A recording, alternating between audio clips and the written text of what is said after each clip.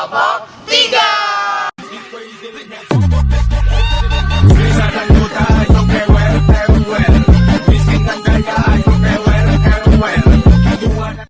Hai, aku Viola Sari, absen 35. Halo semua, saya Muhammad Farhan Zafir Ramadan, saya absen 19. Halo, saya Pandiana Rinul Iza, absen 26.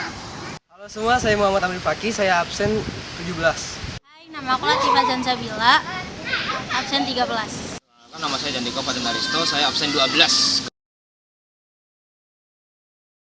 Inti dari masalah ekonomi adalah langkanya sumber daya yang tersedia untuk memenuhi kebutuhan dan juga keinginan yang tak terbatas.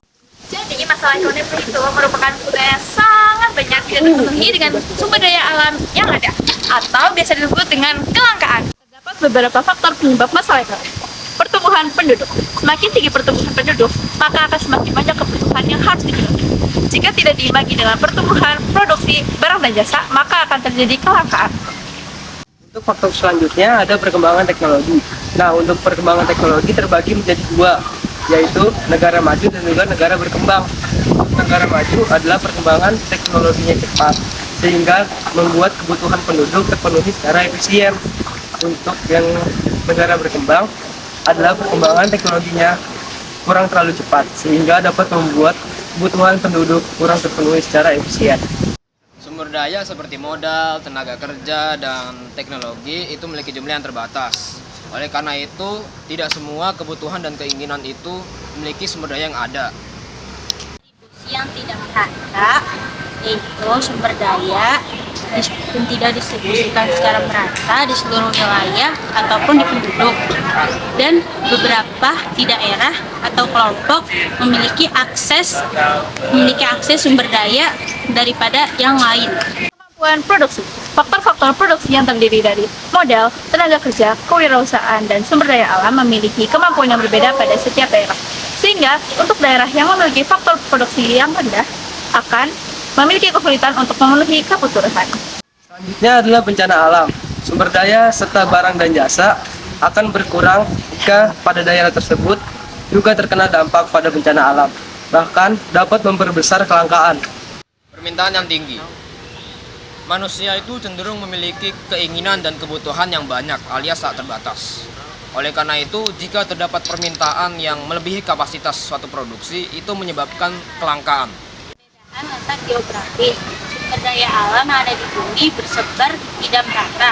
Contohnya, ada yang disubur dan tidak ada yang disubur, dan ada yang akan berminyak dan tidak ada yang akan berminyak. Ya, jadi di sini terdapat beberapa contoh masalah ekonomi, yaitu inflasi, di mana terjadi kenaikan harga barang dan jasa, dan dapat mengurangi daya beli masyarakat dan mengganggu stabilitas ekonomi.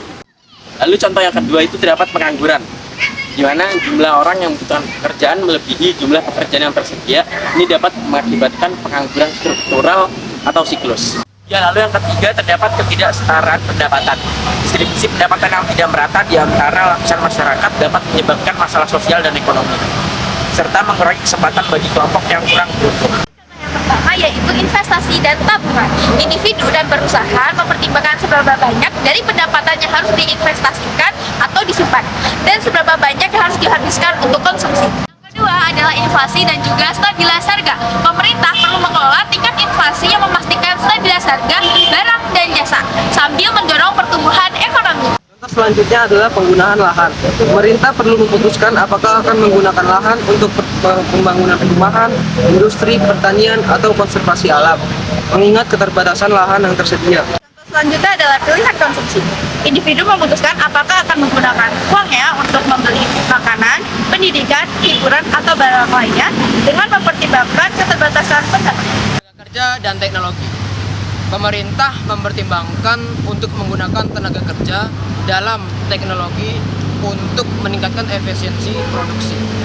Selanjutnya, distribusi pendapat. Bagaimana pendapat di antara anggota masyarakat dibagi secara adil dan tidak adil. Cara bagaimana pajak dan transfer sosial dapat mengaruhi distribusi ini. Terima kasih. Dadah.